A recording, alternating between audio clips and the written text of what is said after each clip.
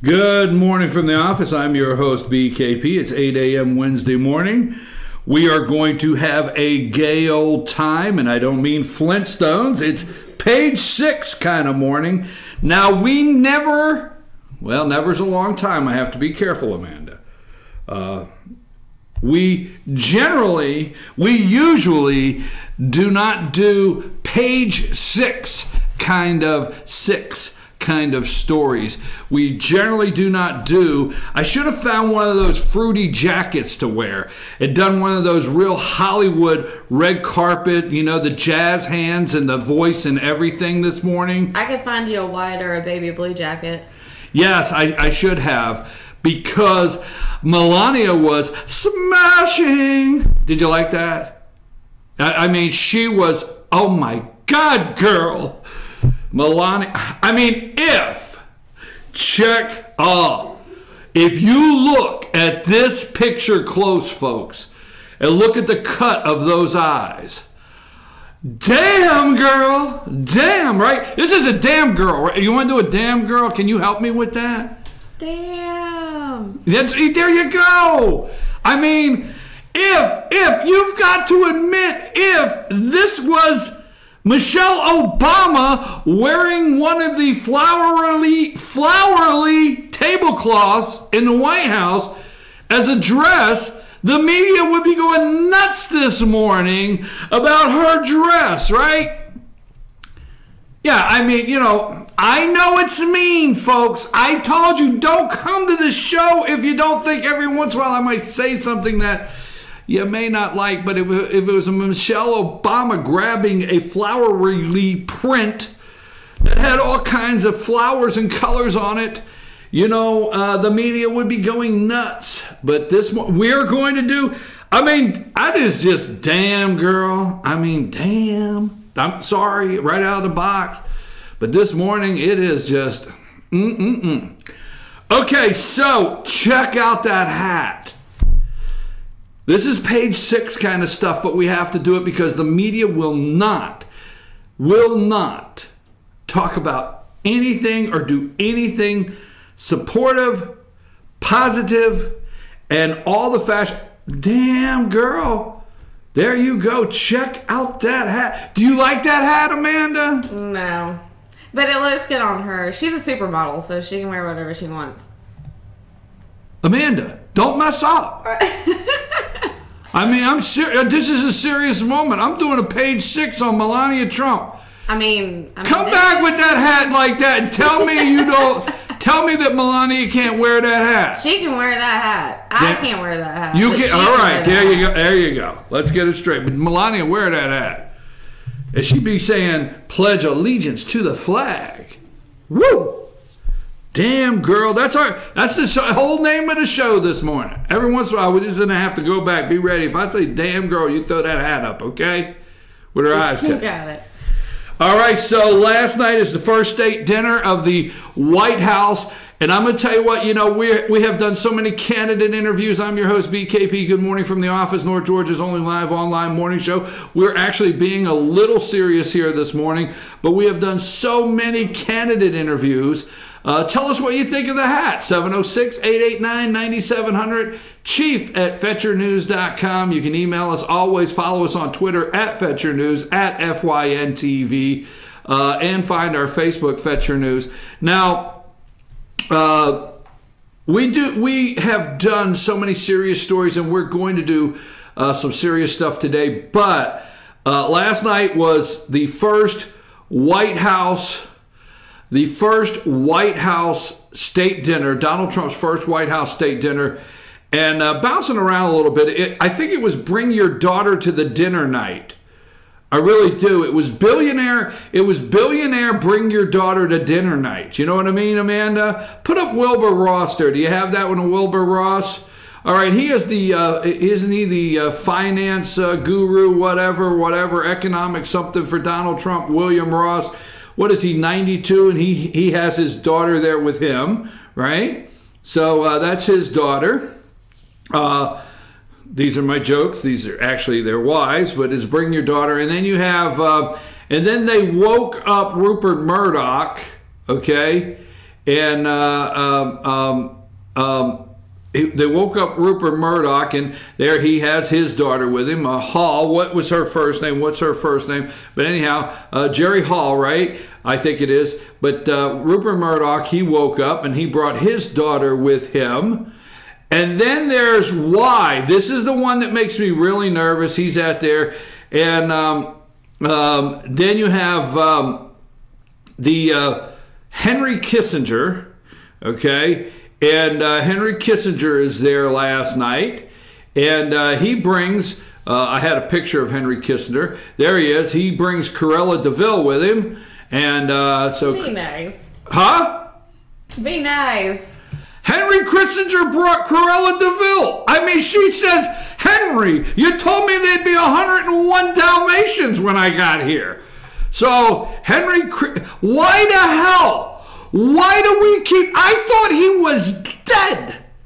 Why do we keep digging up Henry Kissinger? Why?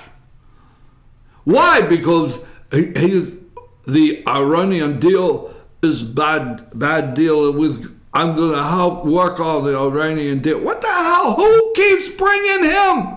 So Henry Kissinger's there, and he brings Cruella de Vil, his wife, looking for 101 Dalmatians. And then the only Democrat, I want to say Belle Bib DeVoe, right? Do you even know who that is? No. All right. Well, the governor of put John Bell Edwards up. Do you have him? Yes, I do. Well, let's get to that. The only Democrat is the Louisiana governor, John Bell Edwards, is the only Democrat invited to the President Trump's first state dinner. It appears Democrat leaders in Congress were left off the guest list for President Trump's first state dinner at the White House Tuesday. Still, at least one Democrat politician was invited. Louisiana Governor John Bell Edwards and his wife are set to attend the dinner. His office confirmed on Monday representatives of the top four Democratic leaders in Congress, Senate Minority Leader Chuck Schumer, Dick Durbin, Nancy Pelosi, and Steny Hoyer, told CNN that their offices did not receive an invitation to dinner with the French president. So that leads, Democrats not on the list except for the Louisiana governor. And damn that hat. I mean, I am telling you, Melania rocked that hat last night.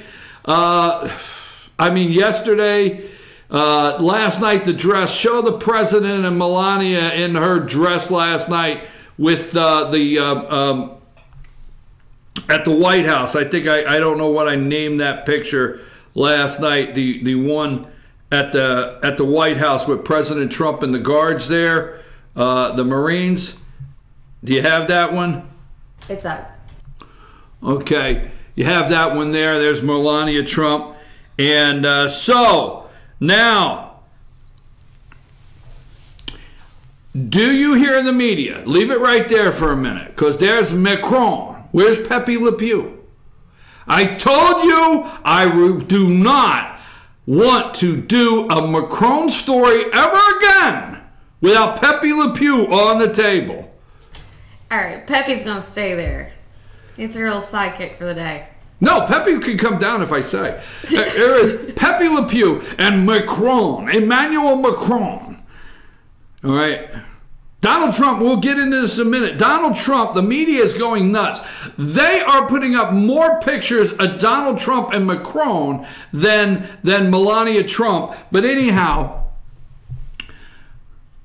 Macron, Donald Trump said, Emmanuel Macron, you know, when he goes home, that's the only way I know how to do the story. And he says, oh, you're like the son I never had. And Melania said, you have Eric and Don Jr. Oh, those two? The hell with them. Emmanuel, you're like the son I never had. Okay, so who told you to flip the picture? Oh, is this they're both giving their thumbs up? Yeah, they're like father and son. Is this thumbs up? Yeah, father and son, right? This is father and son. Come on, son. Let's give them a thumbs up. All right? And then put the one where Donald says you got a little dandruff on your shoulder. You got to be perfect, right? So yesterday in the Oval Office or wherever they're doing a press, and Donald says, oh, you got a little dandruff on your shoulder, son. Son, you got spaghetti at lunch. You dropped spaghetti on your lapel. No, he did. Donald said, oh, son, you have a little dandruff on your lapel there. We need to get it off your lapel because you're a perfect little guy. I mean, who is that? Emmanuel Macrone or Barron? I mean, I don't know who it is. Oh, and Donald says, son, we must hurry. If we don't make it to the playground now, the swing sets, everybody will be on the swing sets. So he's whisking him right away. And there is his loving son looking at him adoringly as he's giving a speech. Oh, it was a great 2 days at the White House with these little friends palling around and skipping. You remember, Amanda, now I know you know this. You remember when you used to grab your little girlfriend's hand and you skipped? Now tell the truth. Tell the damn truth, you know. Come on, don't, right? I guess. Yeah, you're like 9 years old and you and your little girlfriend grabbed hands and you skipped down the road and, you know, sang a little song. Well, that's there. I was a tomboy. Huh? I was a tomboy. Listen, just because you've been out all night long drinking with your friends don't mean... I was in labor and delivery. Labor and delivery? That's what you call it, drinking with your friends all night now? You're crazy. Okay, so anyhow, there's the adoring dad pic, okay? And Pepe Le Pew. What else do we have on the front of our pictures? Let's see. Did we have the one? Let's see. There we have that one. Let me see what else we have. We have them holding hands as they're going over to the swing set. Now, put up the Macrone and dinner one. You have that one, just says Macrone and dinner? Yeah, I got it. Right there. Okay, they're standing there talking, these two guys. Macrone, let's see what else I had. I have Wilbur Ross brought his daughter, and Macrone, and Macrone and dad, and Macrone at dinner, and that father and son moment with the thumbs up, and then the state dinner picture. We've done that one.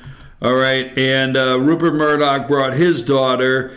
Let's see what else I have. Oh, put up Melania Trump in her state dinner dress with Donald Trump. Okay. Now, folks, I know this is mean, but I'm going to go there. Okay, this is mean as hell. Okay, so anyhow, Melania will not make the front pages of all of the fashion magazines today. Maybe that hat, right? No, they won't do that, right? But she obviously opted to not go into the White House kitchen and grab a flowered print tablecloth and wrap it around herself like Michelle Obama used to do. I know. Is that mean, Amanda? No, it is not. And I've never understood in the entire 8 years that Obama was in office what people were talking about when they say Michelle Obama is banging with the fashion industry. Ew. Like, no. Melania is just so classy, solid prints. Just, she rocks it. I mean, look at this lady right here. Woo! Damn girl. That's a damn girl. Now go back to the kitchen tablecloth. Now I know people are going to be so upset, but yes. So we're on the same page on that? We are 100% on the same page. We are 100% on the same page. So we have that. We have where Michelle Obama. I know. All right. And we've already done the picture where Henry Kissinger, the world globalist, why the hell was he there? And the old lady, that wasn't nice. That wasn't nice. The IMF, International Monetary Fund lady, she was there. I forget her name. That wasn't nice. I apologize on that, okay? So Henry Kissinger was there with Corella DeVille. Oh, the Apple CEO. It's, what's his name? Got Cook. What's his name? What's his first name? CEO of Apple, Tim Cook, is that him? Put him up there, CEO of Apple. He was there last night. Okay, let's go with that. What the hell? What the hell? I told you when you came in this morning. If you've been out drinking and running around with your friends all night, that's not my problem. I still want my pictures when I want them. I mean, this is a page 6 moment. Did you stop in there? No. Oh, my God. I'm going... Well, you know, she comes in and she claims, I said, well, how were you this morning? Well, I was with my friend all night because, she was in delivery and my friend had a baby. Likely story, right, folks? I know you don't fall for it. I don't fall for it. Okay, so there's Tim Cook, right? By the way, you didn't have it labeled Tim Cook. You had it labeled Apple CEO. No, that's why I said Apple CEO 6 times. Tim Cook. Tim Cook. Hold on, that's Apple CEO, and then I have one more I want to put up there. Marilyn Yoson, Helson, whatever, Huson, whatever. She's the CEO of Lockheed Martin. All right, she is there. Put her up, her and her husband. She is CEO of Lockheed Martin. She was there last night, and the list goes on. And Pepe Le Pew. Macrone will go and give a speech. Now, to the serious side there, he will go and give a speech to Congress today. He will address the Congress today of the United States, the French president, Emmanuel Macron, and then I guess him and the First Lady of France will, France, right? That's where they're at, right? They'll be heading back home to the Eiffel Tower there later today. And our visit by the President Macron. Now, let's push the joking aside for a minute. Okay, remember when we had to go with freedom fries? Remember that? Are we back? Let's get serious. Leave Pepe Le Pew up there. I like that. But remember when we had the freedom fries? I mean, we have, let's go Tea Party. Don't yell at me, folks. This is not negative. But let's go Tea Party. Let's go far right, right, center, little left to center, whatever.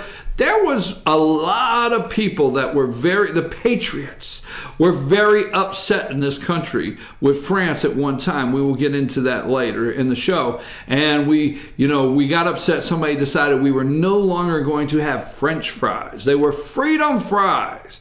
To hell with the French. Down with the French. Off with their heads. Marie Antoinette, is that who it is? Bam, the guillotine. No more French fries. Did Donald Trump, as joking as it sounds, I am being serious. Did Donald Trump bring back French fries to this country? That is serious. Do you almost like the French this morning?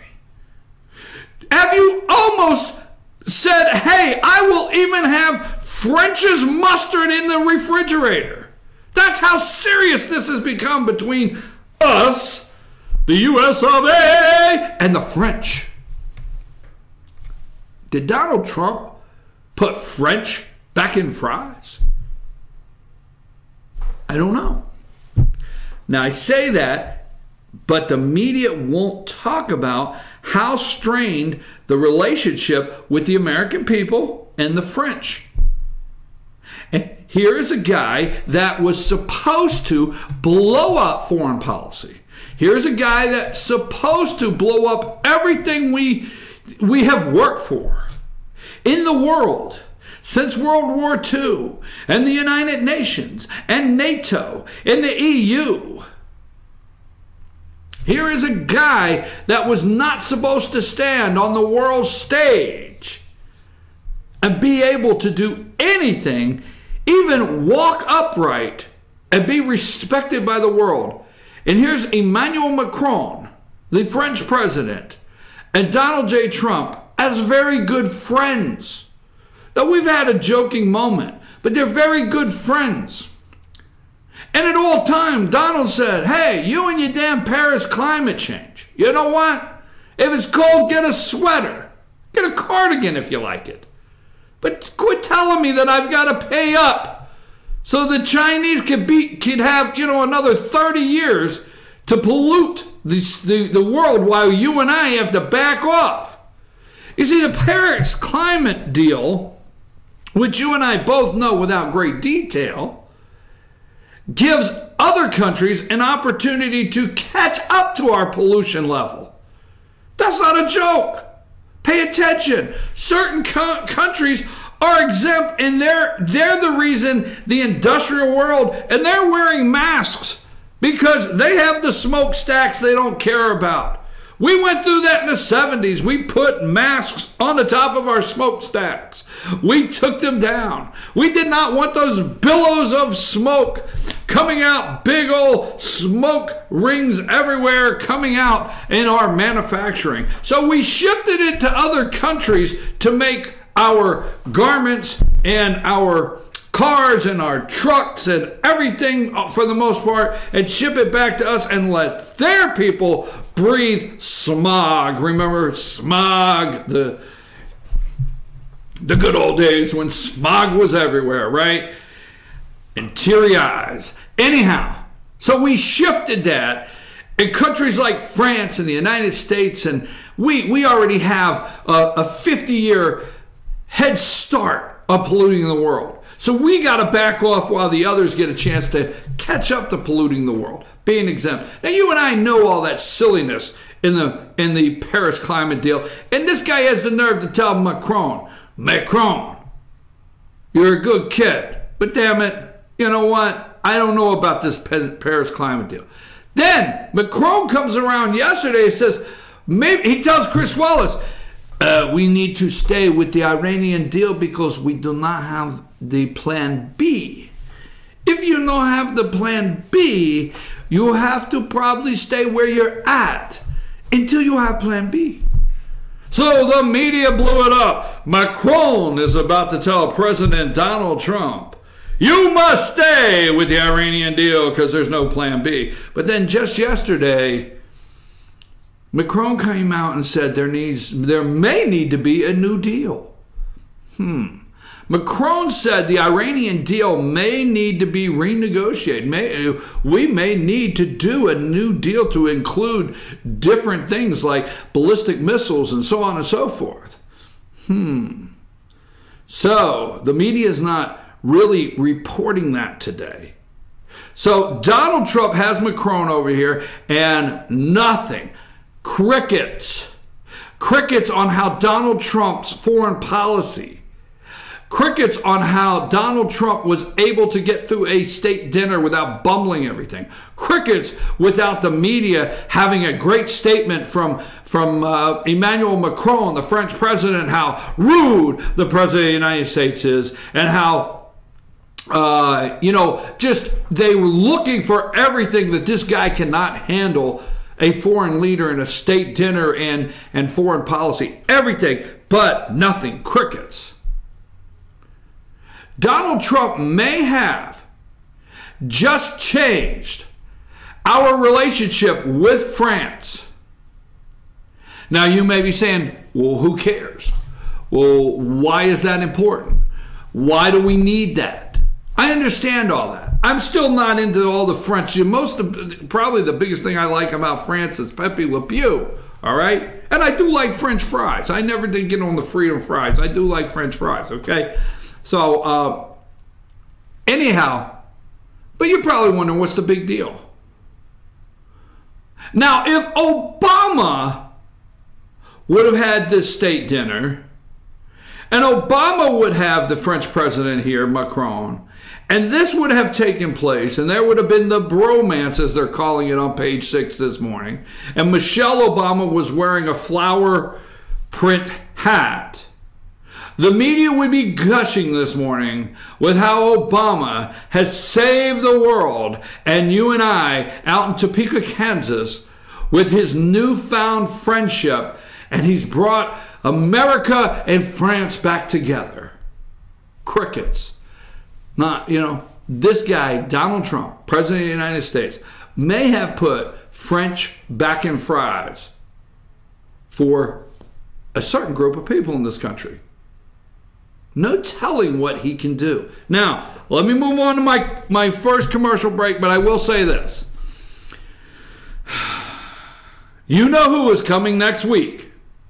We'll talk about that after the break. You know who is coming next week. And you know who is going to say to Donald, now damn it, you and your little son had a good time last week, but let's get serious. We'll talk about that after the break if you don't know who that is. The takedown, we're going to talk about that today. The takedown of, what's his name, Ronnie Jackson? The Rear Admiral, there he is. Now, he got in trouble. Ronnie Jackson got in trouble because he said that Donald Trump was healthy, and damn, that was the end of his career. I'm serious. He came out. This is the White House doctor, and he said Donald Trump's cognitive functions would be just enough to be able to meet with the French president. Okay, I know I sound silly and joking, but you got to stop and think. This is how this media actually runs on a daily basis. They said Ronnie Jackson said that the president actually had the ability maybe to talk to foreign leaders, and he wasn't crazy, and he was a pretty healthy guy for a guy that drank, CNN said 12 Diet Cokes a day and 6 Big Macs and whatever. Ronnie Jackson ruined his career, not by examining Obama. No. Not by examining George W. Bush. No. Not by any other means, but saying Donald Trump is healthy. His career was over. But there was no need to go after him other than 3 or 4 days until a 350,000 employee, bloated bureaucracy, VA, Veterans Administration, that is a total disaster. He was appointed to be the next cabinet member, secretary of the VA. That's when we had to do the takedown. We're going to talk about Ronnie this morning. Next week, folks, we're going to be on the campaign trail. Take Pepe Le Pew down. Thank you. We're going to be on the campaign trail next week. Next Wednesday, you know them as Rhinestone and Burlap. We'll be filling in next Wednesday. Okay, they'll be doing the show here next Wednesday. These two guys have a lot of fun. They're great. But I will say this, they do bring very good information. Very good information. So you don't want to miss that, because Natalie and myself will be on the Casey Cagle for Governor bus next Wednesday. We're going to do a day with the candidate news report. We're going to do a news report. We're going to start, I think it's Clarksville at 8 o'clock next Wednesday morning. We're going to end up in Pickens County. I think we got 4 or 5 stops. We're going to be talking with the candidate. We're going to be seeing what it's like. We're going to be right in there seeing what it's like to be on the campaign trail for a full day with a candidate for governor of the state of Georgia, which would be Casey Cagle. And we're going to be getting off at every stop, talking to voters, asking them why they may support this candidate. Maybe they don't, but we're going to be putting a full day's report in on next Wednesday, Natalie and myself, while Burlap and Rhinestone and Burlap, Rick and Bruce will be here, and I look forward to that, and I know you do too. I don't know what else we have, but before we go to break, let's just do that. Damn, check that hat out. I mean, come on. I mean, damn, girl, come on. Let's take a break. We'll be back right after this.